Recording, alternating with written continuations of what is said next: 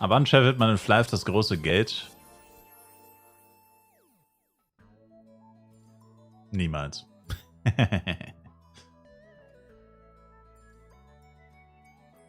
Also ich würde sagen, ich würde behaupten, in Flive gehört immer eine gewisse Portion Glück dazu. Aber es gibt auch wenige Sachen, da gehört wenig Glück dazu. Also du kannst in Flive auch hart arbeiten. Das wäre zum Beispiel Level Service.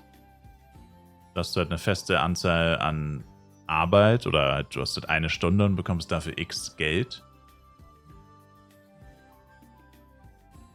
Und sowas wie Tower Dailies, wobei das ist natürlich stark begrenzt.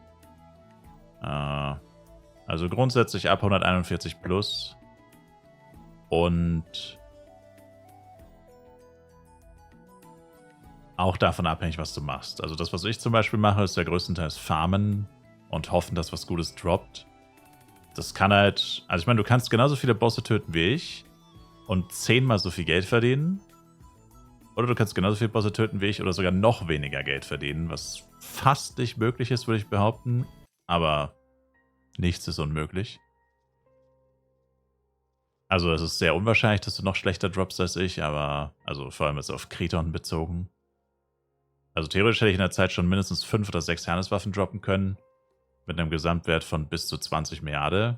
Ich habe keine gedroppt, also Gesamtwert von 0 Milliarden. Aber 2, 3 richtig gute Herneswaffen und dann noch 2, 3 schlechte und du wärst bei bis zu 20 Milliarden, ja. Also es hängt halt auch manchmal einfach nur von Glück ab. Und wenn du kein Glück hast, dann verdienst du halt deutlich weniger als jemand, der Glück hat. So einfach ist das manchmal. 121, da geht sowas nicht als Elle. Na, 121 als Elementor ist ein schwieriges Level. Da könntest du maximal Level-Service anbieten. Aber das würde bedeuten, du levelst andere Chars für Geld, andere Spieler. Hast halt selber keinen Progress und verpflichtest dich dann halt eine Stunde lang wirklich eine Person zu leveln. Und kannst du dann auch nicht einfach aufhören. Und ist auch davon abhängig, wie gut dein Equipment ist. Also je besser dein Equipment ist, desto mehr Geld bekommst du. Wenn du nicht so krasses Equipment hast, dann zahlen dir die Leute auch nicht viel Geld oder sie wollen dich dann gar nicht, vielleicht sogar. Keine Ahnung.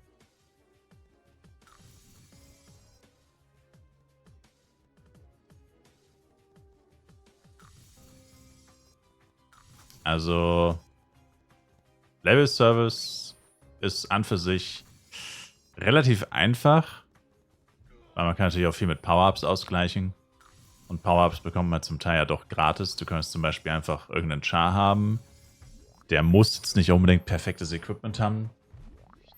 Partyscrolls gab es ja auch schon mal, segengebunden. Du könntest einfach ein paar Events horten. Sag ich mal, alles, was du dafür brauchst. Und dann halt sagen, yo, mein Equipment ist nicht so krass. Keine Ahnung. Auf welchem Level auch immer. Und dann aber sagen, aber ich aktiviere alle Power-Ups und damit mache ich richtig gut Damage und es wird richtig schnell gehen. Also es wäre vielleicht auch ein Verkaufsargument, keine Ahnung. Level Service kenne ich mich nicht so gut aus, muss ich sagen. Ich weiß nicht, wie viel Konkurrenz man da hat. Kann ja auch sein, dass es gewisse Levelbereiche gibt, da gibt es nicht so viel Konkurrenz, dass es den Leuten dann einfach egal ist. Hauptsache, sie finden überhaupt jemanden, der sie levelt. Ich persönlich bin davon kein großer Fan von dem ganzen Konzept des Level Service. Aber kann schon verstehen, warum man es macht. Von beiden Seiten. Anbieter und Kunde. 120er Set plus 8, 16%. Ja, ist sehr mittelmäßig. Ja, ich weiß nicht. Also Level Service, da muss man eigentlich schon wirklich Bock drauf haben. Und die meisten Leute, die es machen, haben halt wirklich richtig krasses Equipment, dass sie halt so viel verlangen können, wie geht. Also wirklich den maximalen Satz verlangen die dann halt. Was weiß ich, was das momentan ist. Wahrscheinlich 1000 F-Con die Stunde oder so, knapp. Also ich habe schon mal 120 Mio gesehen. Ich weiß nicht, ob das das höchste ist. Pro Stunde. Ist schon ziemlich viel.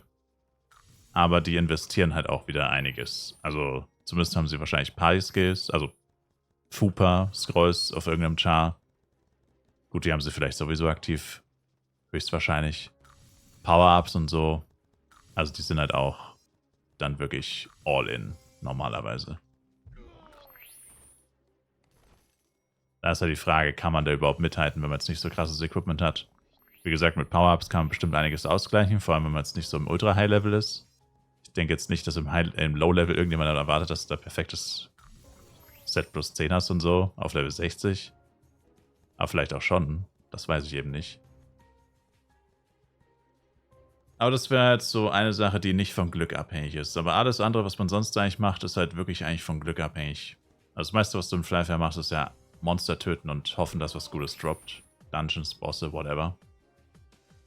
Und da könnten die Ergebnisse nicht unterschiedlicher sein. Also damals, als ich noch Dungeons gefarmt habe, da war brandneues Update gerade live. Da sind wir zeitgleich mit einer anderen Gruppe in den Dungeon gegangen. Wir haben gar nichts gedroppt und das andere Team hat einen Dusagas Crystal Bow gedroppt und den haben sie dann, glaube ich, für 30.000 F-Coin verkauft. Also wir haben quasi nichts bekommen und den ihr Team, da hat dann quasi jeder, was sind das, 3.500 F-Coin bekommen oder so. Naja, 3.750 oder whatever. Und wir haben gar nichts bekommen. Also die haben mit einem Dungeon Run, der 40 Minuten gedauert hat, haben die fast 4.000 F-Coin pro Nase verdient. Und wir haben 5 Mio verdient oder so. Und so ist das leider immer. Wenn du farmst. Dungeons, Bosse, whatever. Klar, muss man sagen, wenn man lange genug farmt, dann hat jeder mal Glück. Aber es gibt leider immer so Kandidaten, die aus irgendeinem Grund immer ein bisschen mehr Glück haben als du. Zu denen habe ich eigentlich noch nie wirklich gehört. Also ich hatte auch schon Glückssträhnen. Ich meine, gut, ich spiele das Spiel schon so lange, es wäre insane, wenn ich noch nie Glück gehabt hätte, aber seit ich jetzt wieder Bosse farme, läuft's nicht sehr gut, sag ich mal. Also vor allem Kriton ist mir ein Dorn im Auge. Clockworks und Red Meteor haben jetzt beide vor kurzem endlich mal, da hatte ich jetzt endlich mal Glück. Das hat sich jetzt wieder ein bisschen ausgeglichen. Also Red Meteor würde ich sagen, passt. Jetzt, nach heute, für eine Weile, für ein paar Tage vielleicht. Clockworks würde ich sagen, ist immer noch ein bisschen negativ, aber auch wieder relativ ausgeglichen. Aber Kriton ist geistesgestört.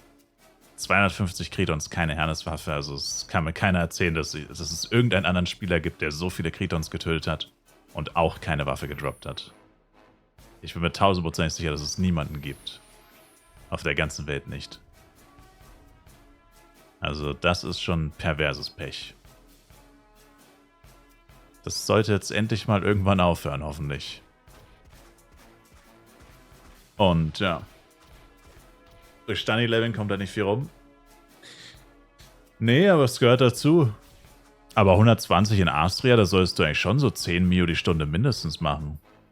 Also in Astria kann man auch bis zu 25 Mio die Stunde bestimmt verdienen mit NPC-Drops. Also wenn man jetzt wirklich Full Power-Up ist mit Link Attack und so weiter. Also 20 Mio auf jeden Fall und bis zu 25 sind in Astria theoretisch möglich. Wenn man da richtig Vollgas gibt und sich richtig voll pumpt, ist möglich. Ab August, würde ich sagen. Definitiv. 10 würde ich sagen Minimum in Astria die Stunde, was ja auch nicht schlecht ist. Da kann man ja auch immer noch Glück haben. Da kannst du auch Glück haben. 4% Lightning Card. Boom, zack, 5 Mio mehr. Set-Teile theoretisch. Ringmaster Suit, 200 Mio wert immer noch, glaube ich. 135er Ringmaster Suit. Also Minimum 100 Mio auf jeden Fall. Also auch da kann man immer noch Glück haben, theoretisch. Ein richtiger Drop und zack. Auch nochmal direkt einen nicen Boost. Für die Adeptringe reicht es halt nicht. Naja, man muss halt dranbleiben. Wenn du jeden Tag 30 Mio verdienst, dann sind es 20 Tage, also 600 Mio. Plus Tower Dailies, plus dann noch ein paar Power Dice verkaufen und so. Und dann sollst du es haben. Klar ist das nicht besonders ermutigend, wenn du sagst, ja, ich muss jetzt 20 Tage jeden Tag 3 Stunden leveln oder 2 Stunden leveln, um mir ein Item zu kaufen. Aber so ist das halt in einem Hard-Grind-Game. Der Vorteil bei Flyf ist ja, je mehr Equipment du hast, je schneller du die Monster tötest, je schneller du, oder je besser du ausgerüstet bist, je schneller du irgendwas machst, desto schneller kommt ja dann das Geld danach rein. Also, wenn du jetzt zum Beispiel den Ring holst, erhöht sich dein Damage um was 12%. Und dann werden die nächsten 600 Mio ja theoretisch 12% schneller gehen. Ich meine, ganz so kann man natürlich nicht rechnen, das ist mir schon klar, aber es würde auf jeden Fall schneller gehen. Wie viel schneller, mal dahingestellt, aber machst du dann mehr Schaden und müsste ja dann eigentlich schneller gehen. Und so muss man es ja eigentlich sehen. Also jedes neue Equipment-Piece zum Beispiel sollte ja dann dafür sorgen, dass das wiederum nächste Equipment-Piece ein bisschen schneller dann angeschafft werden kann.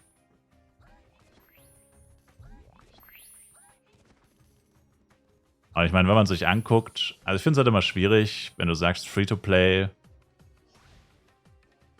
also als Free-to-Play-Spieler, der so negativ rangehst, ich meine, klar kann man es schon verstehen und das kann man auf jeden Fall auch kritisieren.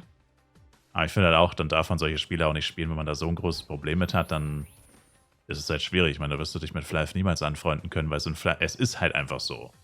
Und wenn man damit absolut nicht klarkommt, dann ist es wahrscheinlich einfach nicht das richtige Spiel für einen, weil es ist halt einfach so und so war es schon immer. Also das muss einem einfach bewusst sein. Ich sage gar nicht, dass es gut ist, ich sage einfach nur, es ist halt so und man kann es nicht ändern, weil es einfach so ist. Daran wird sich niemals was ändern. Gala hat absolut kein Interesse daran, was zu ändern, weil so verdienen sie ihr Geld.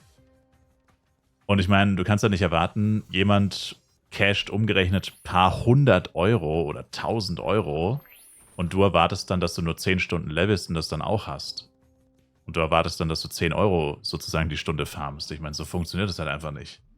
Ich meine, dann wären die Cash-Out-Preise 10-mal so hoch, wenn das so einfach wäre. Also, das finde ich, sollte man sich halt immer vor Augen halten, wie viel manche Leute für dieses Spiel wirklich ausgeben in Euro. Und wenn du das halt nicht willst, musst du halt entsprechend viel spielen. Aber letztendlich ist das ja auch der Kern dieses Spiels, eben grinden. Und wenn man das halt gar nicht mag, dann ist es auch schwierig. Es gibt zwar Wege, wie man den Grind ein bisschen umgehen kann. Zum Beispiel mit Resellen. Keine F-Coins. Aber das mag halt auch nicht jeder.